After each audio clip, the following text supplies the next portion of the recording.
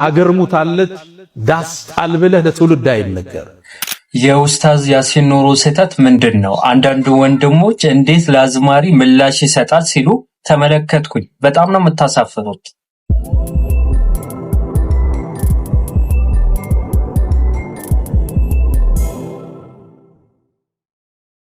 ውድና የተከበራችሁ የቻናላችን ተከታታዮች አሰላሙ አለይኩም ወራህመቱላሂ ወበረካቱ።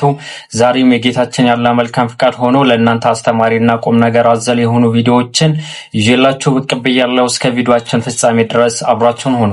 ኡስታዝ ያሲን ኑሩ ለቴዲ አፍሮ በሰጠው ምላሽ ላይ አንዳንድ ወንድሞች ለምን ሰጠ ምላሽ አንድ አዝማሪ የኹጥባ ርዕስ ይሆናል ሲሉ ተመልክቻለሁ።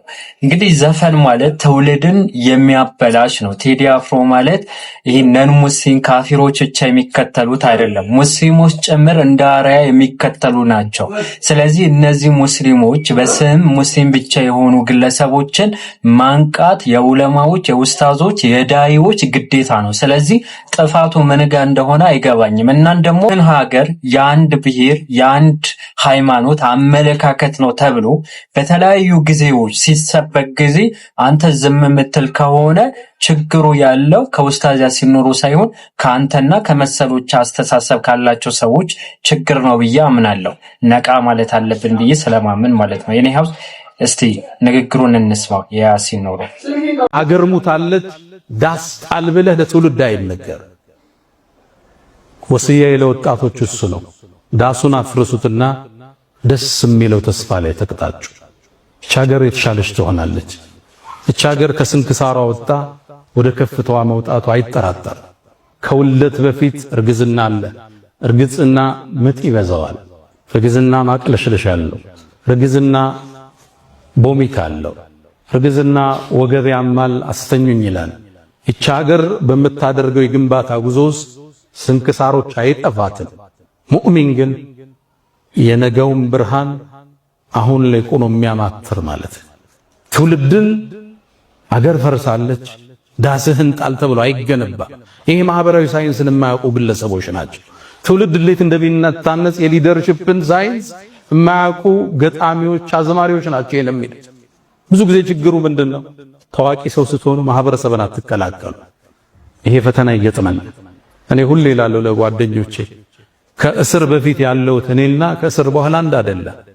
እስር ቤት ውስጥ ስትገባ ሁሉም ብሔር ስታገኝ ዱርዬውን፣ ባለሀብቱን፣ ኦሮሞውን፣ አማራውን፣ ጉራጌውን አብረህ ስትኖር ስትበላ የኖረኝ ስዕል ግንዛቤና ከዛ በፊት የነበረኝ አንድ አይደለም። ስትቀላቀለው ማህበረሰቡን በትክክል እቺ ምድር ታውቃታለህ፣ ኢትዮጵያን ትረዳታለህ። ኢትዮጵያ የነብዩ የኛ አደራ ነች። ኢትዮጵያን መጠበቅ፣ ሰላሟን መጠበቅ፣ የጉርብትናን ሐቅ መጠበቅ፣ ለዚች ሀገር እድገት ቅድሚያ ተሰላፊ መሆን የነብዩን አደራ ከመጠበቅ ነው። ኢትዮጵያን ካልነኳችሁ አትንኳት። እሷ የእውነት ምድር ነች። እሷም ውስጥ ሰው የማይበደልበት ፍትሃዊ ንጉሥ አለ። እንድች የተባለች ምድር የለችም ዓለም ላይ። ኢትዮጵያ የነብዩ አደራ፣ የሰሃቦቹ ውርስ፣ እትብታቸውም አጸደ ቀላቸውም ያረፈችባት ታላቅ ምድር ኢትዮጵያ። እኛ አንድ ከሆነ ከተሰባጠርን ከተግባባን እቺን ሀገር ወደ ከፍታ ማውጣታችን የሚቀር አይደለም። አሁን እዚህ ጋር ትክክለኛ የሆነ ንግግር ነው የተናገረው።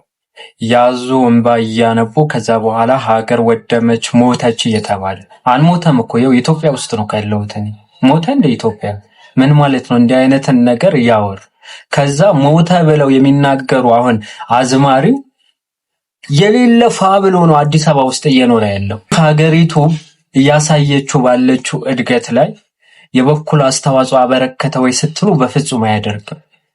ይህን ያላደረገ ግለሰብ መጥቶ እንዲህ ሲል ጊዜ አንተ ደግሞ ባክግራውንድ ሰው እንደኛ ስለነን ሙስሊም አይመለከተንም፣ ስለ ፖለቲካ አይመለከተንም።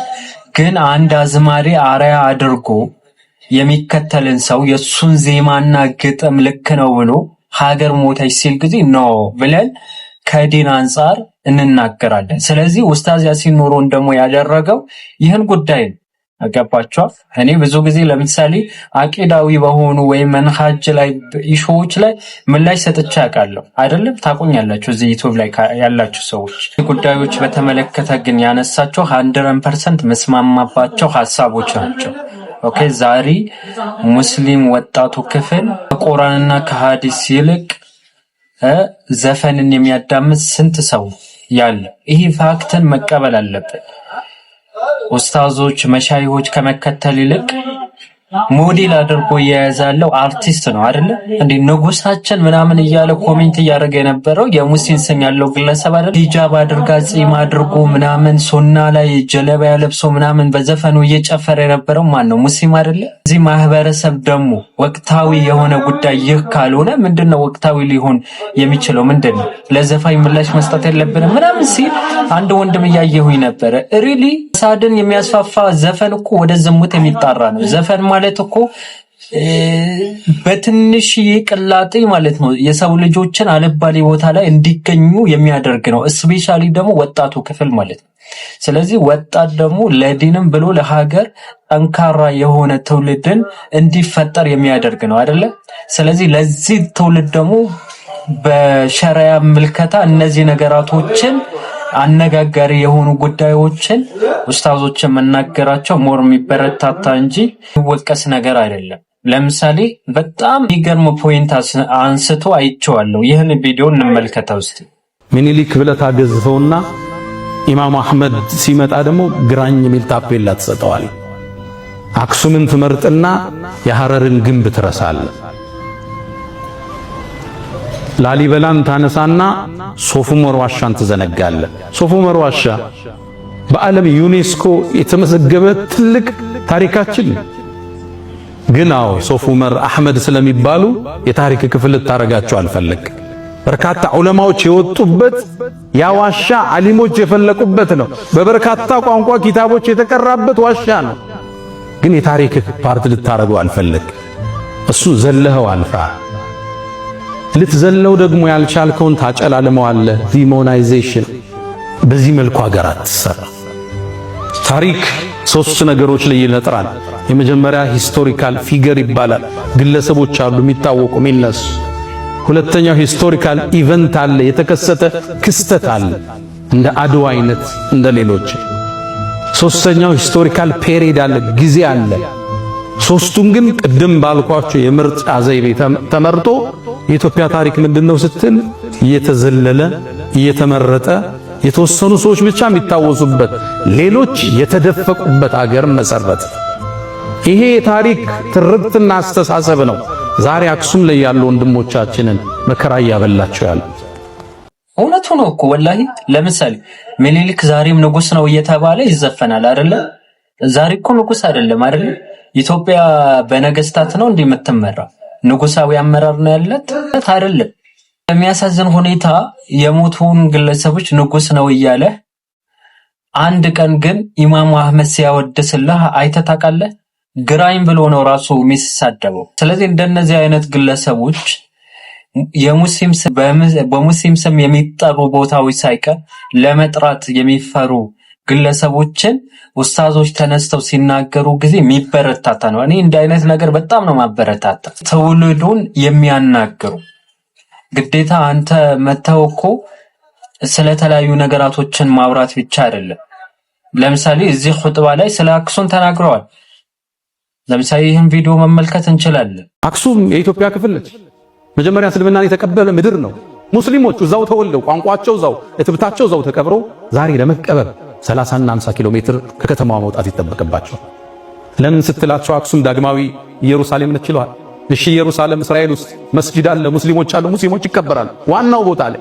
እዚህ ለምን ከለከልካቸው? ሕገ መንግስቱ የሃይማኖት ነፃነትን አውጇል። አንተ ለምን ነፈካቸው? አክሱም ውስጥ መጠጥ ቤቶች አሉ፣ ሺሻ ቤቶች አሉ፣ ይጠጣል፣ ይጨሳል። ሶላት ያው ሙስሊሞች የመርየምን ቅድስነት የተቀበሉ የኢየሱስን ነብይነት ያጸደቁ ክርስቲያኖችን የመጽሐፍ ሰዎች ብለው ያሉት ሙስሊሞች መጠጥ ከሚጠጡ ተራቁበት። ምናልባት በዚህ አጋጣሚ ክቡር ጠቅላይ ሚኒስትርን ለተናገሩት ንግግር አመሰግናለሁ። አክሱም ውስጥ ያሉ ሙስሊሞች 30 ኪሎ ሜትር ሄደው እንዲቀበሩ ከተገደዱ የሞቱት የከለከሉት ናቸው፣ ያ ሰውዬ አይደለም ብለዋል። ይሄ ትርክት ይሄን አስተሳሰብ ፈጥሮ አለፈ። ይሄ ቅድም ያወራሁት የታሪክ አጻጻፍ ሂጃብ እህቶቻችን ለብሰው እንዳይሰግዱ ስንክሳር ሆኖ አለፈ። አሁን በየፖለቲካው ምህዳር የምታዩት ንግዱ ቦታ ላይ የምታዩት ክፍተቶች ሁሉ የዚህ አስተሳሰብ ውጤት ነው። ከፈለው መጤ ከፈለው ደግሞ ባላገር። እሺ እንስማማ ብለህ ጠይቅ። እዚህ ሀገር ቀድሞ የገባው ማን ነው? ክርስትና ወይስ እስልምና? ከሰሜኑ አካባቢ ክርስትና ቀድሟል። አዲስ አበባን ይዞ ወደ ታች ደግሞ እስልምና ቀድሟል። ምኒልክ ግዛታቸውን አስፋፍተው ሐረርን፣ ጅማን ከማቀፋቸው በፊት ጅማ እኮ እስላማዊ ሀገር ነች። ሀዲያ እኮ እስላማዊ ሀገር ነች። ሐረር እኮ እስላማዊ ሀገር ነች። የእስልምና የመገበያያ ሳንቲም ያላት ሀገር ነች። የራሷ ጦር ያላት ክፍለ ጦር ያላት ሀገር እኮ ነች። እሷን ስታቅፋት እስልምና ቀድሞ ነበር እዛ ውስጥ። ስለዚህ አዲሷ ኢትዮጵያ ውስጥ የሆነ ቦታ ላይ ቀድሞ ይገባል፣ የሆነ ቦታ ደግሞ ቀድሞ ሌላ ሃይማኖት ገብቷል። የሁለቱ ውህደት ነች። የሚያዋጣን አንድ ነገር ብቻ ነው፣ መደመር፣ መሰላሰል፣ መሰባጠር፣ አብሮ መጓዝ፣ መጣመር ብቻ ነው። መሰላል እንደምታውቁት ወደ ከፍታ ስንወጣ ሁለት ቋሚዎች አሉት፣ በርካታ ግድሞች አሉት። መሰላል ከዚህ ነው የሚሰራው። አንዱ ብሔር ከሌላኛው ብሔር ጋር፣ አንዱ ሃይማኖት ከሌላው ጋር ተሰናስኖ ነው ወደ ኢትዮጵያ ብልጽግና ከፍታ መውጣት የምንችለው። አንዱን ጥለህ አንዱን አንጠልጥለህ የኢትዮጵያን ህዳሴ ማረጋገጥ አንችልም። ሁሌም መጠላለፍ መጠፋፋት ብቻ ነው። በማህበራዊ የለውጥ እርከን ውስጥ 3 እርከን እንዳለ ይነገራል። አንደኛው እኔ የሚባለው እርከን ነው፣ ዲፔንደንሲ የምንለው።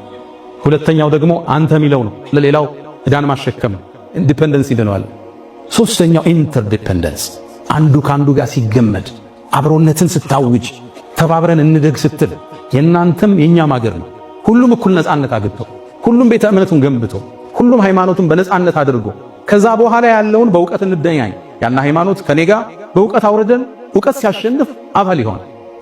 በማግለል በመግፋት ይችን ሀገር ወደ ላይ ከፍ ልናደርጋት አንችልም። አላ ወፈዓሉል ኸይራት ወስተግፊሩ ረበኩም ፈጡባ ሊልሙስተግፊሪን።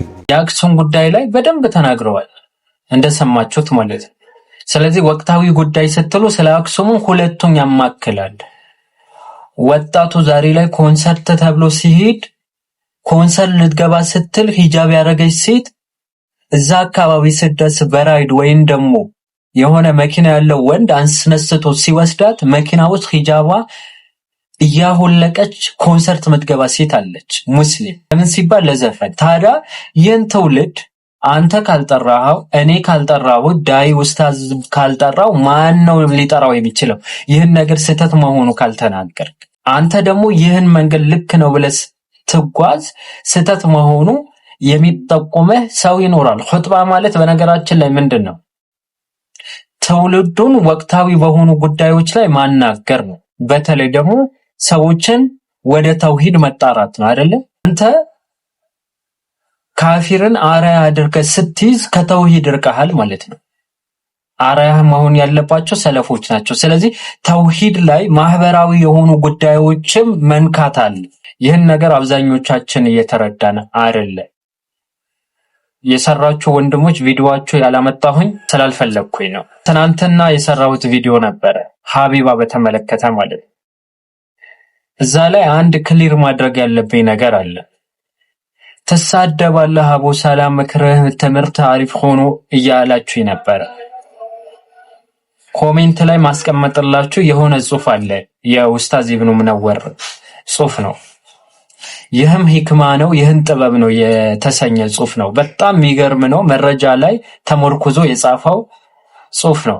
ጽሑፉ ኢንሻአላህ ወደ ድምጽ ለመቀየር ጥረት አደርጋለሁ ጊዜ ካገኘው። ስድብ ማለት ሰዎች የሌላቸውን ባህሪ መናገር ማለት።